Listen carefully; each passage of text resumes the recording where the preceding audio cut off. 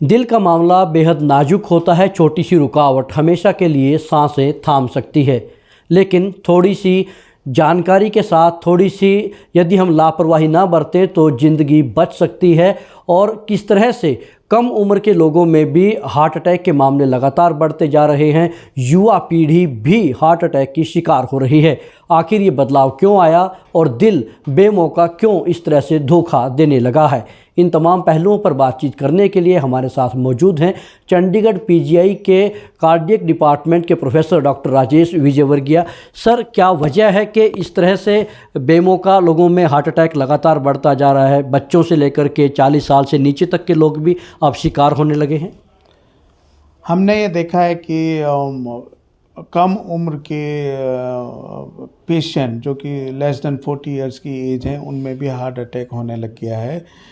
Usually around 5% of patient जो हमारे होते हैं लेस देन 40 इयर्स एज के होते हैं, जिनको कि हार्ट अटैक की प्रॉब्लम होती है, और हम उन्हें अकॉर्डिंगली मैनेज करते हैं।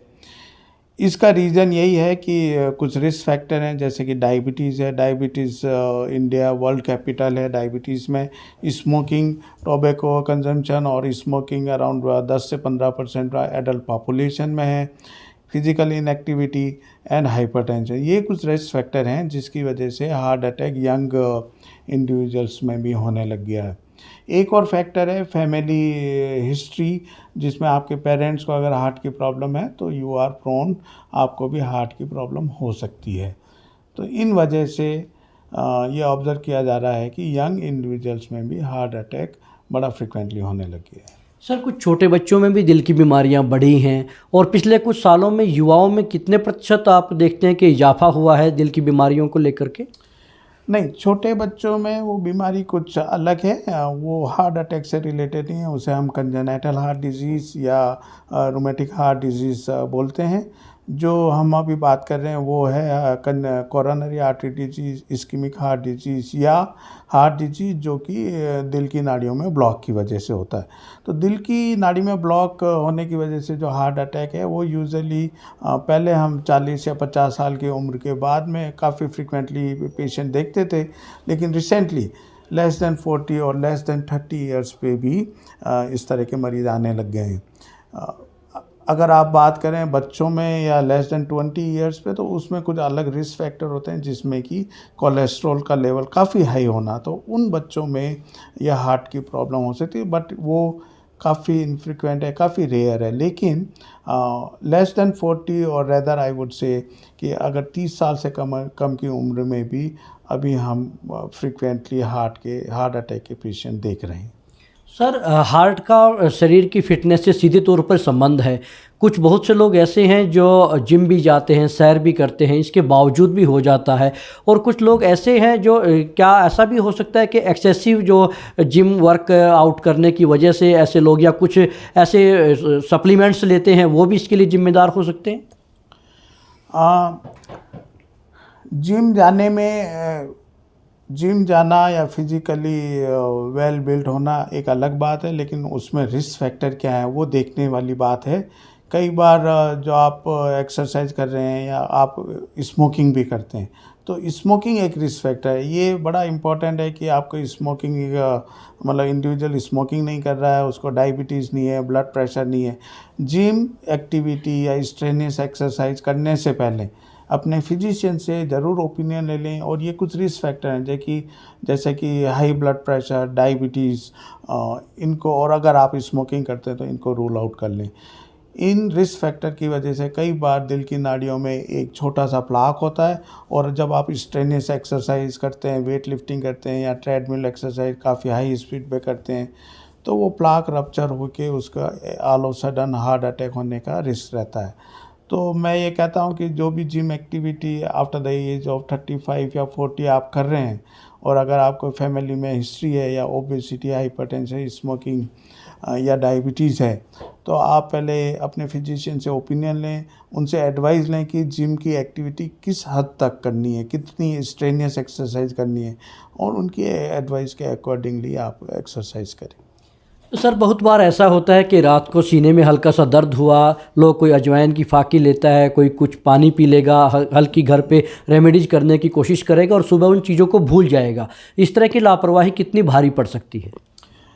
हमने का बड़ा फ्रिक्वेंटली देखा है कि मरीज आता है, कहता है वो डॉक्टर साहब गैस हो गई थी, हमने ये दवाई ली और फिर बाद में 24 घंटे 48 घंटे बाद में हमें लगता है कि वो तो हार्ट अटैक हो गया था, जो कि 48 घंटे पुराना है। हार्ट अटैक में एक ये बड़ी इम्पोर्टेंट बात है कि टाइम इज़ मसल।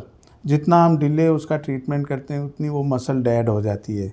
तो ये जो क्रूशियल टाइम है जो अजवाइन या दूसरी चीज़ लेने में निकल जाता है, उसकी वजह से मरीज़ को काफ़ी ज़्यादा दिक्कत बाद में हो सकती है।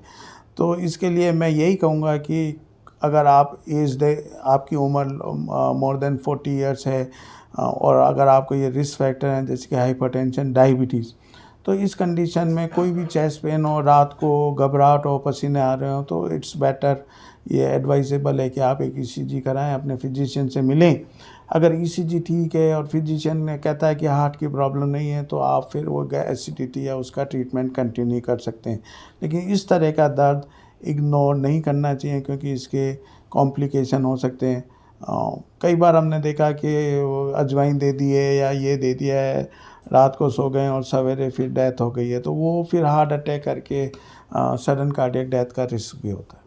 लक्षण को कैसे पहचानें सर? एक आम आदमी जिसको हल्की हल्की शुरुआत है, और वो लक्षण कैसे आइडेंटिफाई कर सकता है कि मुझे दिल की बीमारी हो सकती है? बड़ा अच्छा सवाल है। लक्षण में ये होता है कि हम मरीज़ से पूछते हैं कि आपको चलने से दर्द होता है, सीढ़ी चढ़ने से दर्द होता है, वो रुकने से ठीक हो जाता है, सीने में भारीपन है, हैवीनेस है, ऐसा लगता है कि पत्थर रखा हुआ है, तो ये सिम्टम है कि ये हार्ट का पेन है, ये दूसरा कोई पेन नहीं है। कई मरीज़ कहते हैं सुइयाँ चुभ रही है, तो वो सुइयाँ चुभना इज़ नॉट ए हार्ट का पेन, वो हार्ट से रिलेटेड पेन नहीं है। एक्यूट पेन जो होता है, जो हार्ट अटैक का पेन होता है, उसमें काफ़ी सीवियर पेन होता है, उसके साथ में पसीने आना, उल्टी होना, बीपी घट होना, अनईजीनेस होना, ये सब चीज़ें होती हैं। तो ये कुछ सिम्टम हैं जिससे कि हमें पता लगता है कि ये हार्ट का पेन है। इसको कंफर्म करने के लिए ईसीजी और कुछ कार्डियक मार्कर होते हैं, ब्लड के टेस्ट होते हैं, उससे हमें पता लग जाता है कि ये हार्ट अटैक है और ये एसिडिटी नहीं है, और उसका ट्रीटमेंट अकॉर्डिंगली हम स्टार्ट करते हैं। सर एक आखिरी सवाल, एक आम आदमी हार्ट अटैक को टालने के लिए अपने स्तर पर लाइफस्टाइल में किस तरह के बदलाव कर सकता है ताकि नौबत ही ना आए कि उसको हार्ट का अटैक हो? हेल्दी लाइफ स्टाइल, जिसमें मैं ये कहूँगा कि आपका बॉडी मास इंडेक्स, आपका वज़न कम और body mass index less than 25 हो। आप रेगुलर फिजिकल एक्टिविटी करें, अपने वर्क में इतना बिजी ना हो जाएं कि आपको टाइम ना मिले मॉर्निंग या इवनिंग वॉक का। अगर आपको ब्लड प्रेशर है, डायबिटीज़ है, तो उसका एप्रोप्रिएट ट्रीटमेंट लें। स्मोकिंग अगर आप करते हैं तो उसको बंद करें।